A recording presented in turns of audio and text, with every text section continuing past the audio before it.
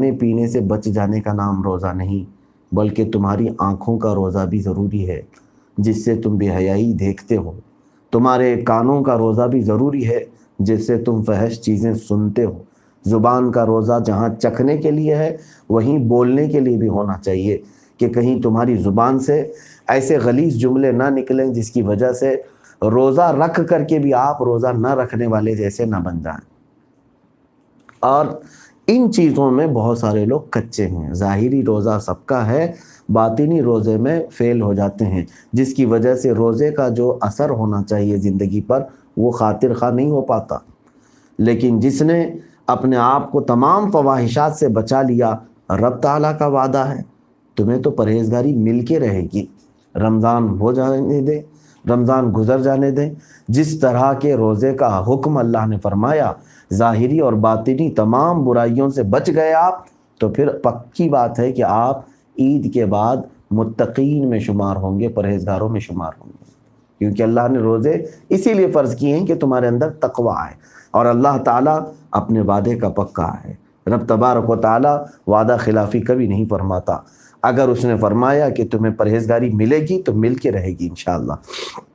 اب جن چیزوں میں ہم ملوث رہتے ہیں، خاص طور پر رمضان المبارک میں، ابھی تو لاک ڈاؤن چل رہا ہے، لوگ گھروں میں ہیں، لیکن عام دنوں میں تو یہ دیکھا گیا کہ لوگ اپنا ٹائم پاس کرنے کے لیے گپیں لگانا، دوستوں کے ساتھ سیر و تفریح کرنا، اور پھر کچھ لوگ ٹی وی کے سامنے گھنٹوں گزار دینا، فلموں کے ذریعے سے، سیریل کے ذریعے سے۔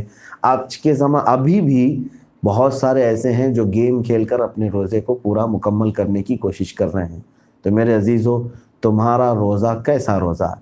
حدیث پاک میں ہے جو روزہ رکھا اور غیبت، چغلی اور فواحشات سے نہیں بچا، تو حضور اکرم صلی اللہ علیہ وسلم کی حدیث کا یہ مفہوم ہے، فرماتے ہیں کہ اللہ تعالیٰ کو اس کے روزے کی کوئی پرواہ نہیں، اللہ تبارک و تعالیٰ کو ایسے روزے کی کوئی پرواہ نہیں، یعنی اس نے صرف اور صرف بھوک اور پیاس کو برداشت کیا، باقی اس نے روزہ نہیں رکھا۔ جیسے کہ مدینہ طیبہ کے متعلق ایک بات یہ ملتی ہے کہ اللہ کے حبیب صلی اللہ تعالیٰ علیہ وسلم نے فرمایا جب تک میں حکم نہ دوں کوئی روزہ نہ کھولے۔ سارے صحابہ شام تک انتظار میں تھے، 2 لڑکیاں تھیں، وہ بڑی پریشان تھیں، افطاری کے لیے بے قرار ہو گئی تھیں، بھوک کی شدت ان کو پریشان کر چکی تھی۔ ان کے لیے حضور پاک صلی اللہ علیہ وسلم کے پاس آ کر لوگوں نے سفارش کی کہ یا رسول اللہ صلی اللہ علیہ وسلم، یہ 2 بچیاں، یہ 2 لڑکیاں، ان کو جلدی افطار کی اجازت دے دی جائے۔ حضور پاک صلی اللہ تعالیٰ علیہ وسلم جو عالم الغیب بھی ہیں، غیب داں نبی ہیں، آپ نے فرمایا انہوں نے روزہ کہاں رکھا ہے، وہ روزے سے تھی ہی نہیں۔ تو سبوں نے کہا کہ یا رسول اللہ صلی اللہ علیہ وسلم وہ بھی روزہ رکھی ہیں۔ ان خواتین سے پوچھا گیا، لڑکیوں سے، تو وہ قسم کھا کر کہنے لگی کہ واللہ ہم روزے سے ہیں۔ تو میرے آقا صلی اللہ تعالیٰ علیہ وسلم سے جھوٹ تو ہو نہیں سکتا، آخر کیا بات ہے؟ پھر صحابہ نے پوچھا حضور پاک صلی اللہ علیہ وسلم کی بارگاہ میں، تو سرکار دو عالم صلی اللہ تعالیٰ علیہ وسلم نے فرمایا کہ وہ تو فلاں جگہ گوشت کھا رہی تھی۔ ان خواتین سے پوچھا گیا تو انہوں نے کہا گوشت کیا، پانی کا ایک قطرہ بھی ہم نے اپنے منہ میں نہیں ڈالا۔ جب یہ معاملہ بڑھا تو حضور اکرم صلی اللہ علیہ وسلم نے انہیں طلب فرمایا اور ارشاد فرمایا کیا تم فلاں جگہ بیٹھ کر کے مومنہ عورتوں کی غیبت نہیں کر رہی تھی، ان کی برائیاں نہیں بیان کر رہی تھی، فلاں ایسی ہے فلاں ویسی ہے، کیا تم یہ تمام باتیں نہیں کر رہی تھی؟ ان دونوں لڑکیوں نے اقرار کیا۔ حضور پاک صلی اللہ علیہ وسلم نے فرمایا کیا تم نے قرآن کی یہ آیت نہیں سنی؟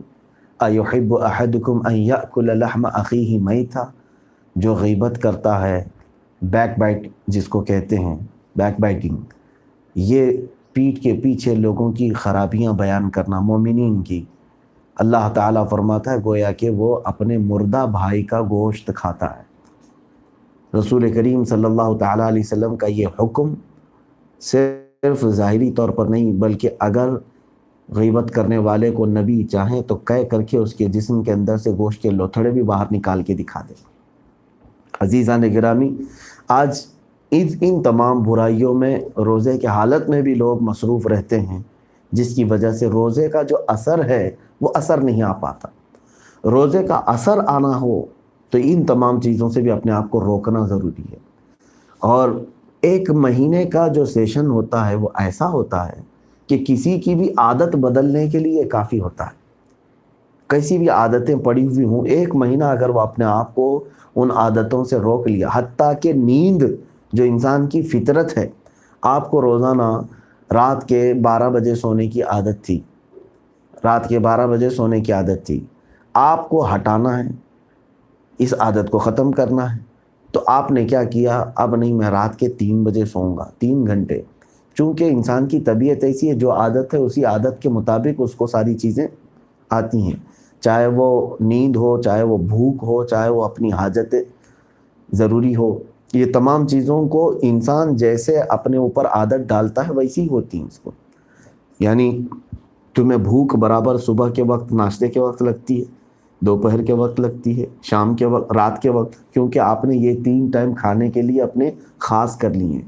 اگر کسی نے اپنے استنجا طہارت کا وقت خاص کر لیا ہے تو انہی اوقات میں اس کو وہ حاجت آئے گی، کیونکہ انسان کو اللہ تعالیٰ نے جو باڈی دیا ہے وہ فلیکسیبل ہے، اور آپ کے ہاتھ میں ہے اس کو کس طرح سے آپ ڈھالتے ہیں. تو میں کہہ رہا تھا کہ 12 بجے والی عادت کو آپ 3 بجے میں تبدیل کرنا چاہتے ہیں، تو آپ نے 12 بجے کے بعد سے جاگنا شروع کیا، 3 بجنے تک کا انتظار کیا. پہلے دن جھٹکے آئیں گے، دوسرے دن بھی آپ کو تکلیف ہوگی، سر درد ہو رہا ہوگا، تیسرے دن بھی.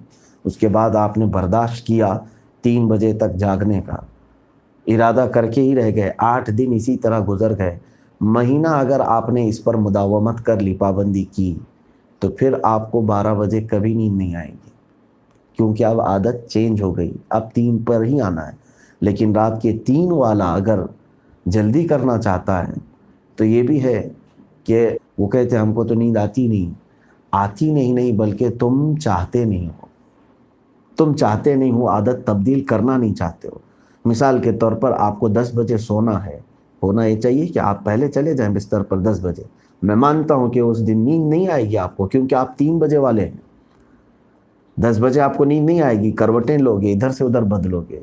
لیکن 2 دن 3 دن کنٹینیو اس عادت کو آپ نے اپنانا شروع کیا. چند دنوں کے بعد ایک وقت ایسا آئے گا کہ 10 بجنے سے پہلے ہی آپ کو اونگ آنے لگ جائے گی. یہ انسان کی فطرت آپ کو تفصیل سے بتائے گا. ایسا کیوں نہیں ہوتا کہ مطلب کھانے کے ٹائم آپ نے رات کے 2 بجے کھانا ہو اور دوپہر کا کھانا مغرب کے بعد ہو؟ ایسا نہیں ہے. دوپہر کا آپ نے کھانے کا ٹائم رکھا ہے، اسی لیے اس وقت بھوک لگ رہی ہے. تو اسی طرح میرے عزیزو، اللہ رب العزت نے تمہیں سال میں ایک موقع ایسا دیا ہے، یہ رمضان المبارک کا، کہ اس میں تم نے اگر اپنی عادتیں جو بگڑی ہوئی ہیں چینج کرنا ہے تو کر سکتے ہو. اور اگر سمجھ جاؤ کہ عید کے بعد بھی انہی عادتوں پر قائم رہ جاؤ گے، انشاءاللہ العزیز تبدیل کروں. ان اللہ لا یغیر ما بقوم حتی یغیروا ما بانفسہم. اللہ نے قرآن میں فرمایا بے شک اللہ تعالیٰ اس وقت تک کسی کی حالت نہیں بدلتا جب تک اسے خود اپنی حالت بدلنے کی فکر نہیں ہوتی. تو رمضان ہمارے لیے بدلنے کا وقت ہے، چینجنگ کا وقت ہے، تبدیلی کا وقت ہے. ابھی ایک پارہ پڑھنے کی ہمیں عادت ہے، روزانہ ہم فجر کے بعد تلاوت قرآن پاک کرتے ہیں. اور رمضان میں ابھی میرے ساتھ بہت سارے لوگ بیٹھ رہے ہیں، سینکڑوں لوگ ختم قرآن میں شامل ہیں. 1.5 گھنٹہ تقریباً میرے ساتھ وہ تلاوت کرتے ہیں. میں دیکھ رہا ہوں کنٹینیو یہ پریزنٹ بھی ہیں، حاضر ہیں. ان میں سے جتنے لوگ تلاوت قرآن میں شامل ہیں الحمدللہ، مجھے امید ہے کہ یہ ختم قرآن تک بھی شامل رہیں گے. لیکن اگر یہی عادت تمہاری بنی رہ گئی، ختم کرنے کے بعد اس کو چھوڑ نہیں دیا، تو امید ہے کہ زندگی میں ہمیشہ آپ فجر کے بعد ایک پارہ پڑھنے کے عادی ہو جائیں گے، پابندی لگ جائے گی. تو رمضان میں جن چیزوں کی عادت ڈالنا چاہو گے وہ ڈال لو، تاکہ رمضان کے بعد بھی وہ چیز کنٹینیو رہے. ہاں، ایک بات میں بتا کر کے آپ سے یہ ضرور گزارش کروں گا کہ 2 چیزیں ہیں، ایک ہے رمضانی عبادت گزار اور ایک ہے رحمانی عبادت گزار. رمضان آیا ہے اسی لیے سر پہ ٹوپی آئی، رمضان آیا ہے اس لیے آپ کے گھر میں مصلے بچھ گئے، رمضان آیا ہے اس لیے آپ کے گھروں میں قرآن وغیرہ سب سج گئے. نہیں میرے عزیزو، آپ جو عبادت کر رہے ہیں موقع تو رمضان کا ہے، لیکن کر رہے ہیں کس کے لیے؟ اللہ رب العزت کے لیے. رمضان تو گزر جائے گا، اس کے 30 دن گزر جائیں گے، یا جتنے بھی اللہ نے مقدر میں رکھے ہیں لیکن اس کے بعد جب دوسرے ایام آئیں گے تو کیا رب تبارک و تعالیٰ نہیں رہے گا تمہارے لیے؟ رحمان تو ہمیشہ ہے. تو میں یہ سمجھتا ہوں کہ رمضان میں وہ کنٹینیو عبادت گزار رہے گا جو خالص رحمان کے لیے عبادت کر رہا ہو، نہ کہ صرف رمضان کے لیے. اللہ تعالی ہمیں اس چیز کی بھی توفیق عطا فرمائے. یہاں پر کچھ اہم باتیں تھیں جو مجھے عرض کرنی تھی، وہ یہ ہے کہ اللہ عز و جل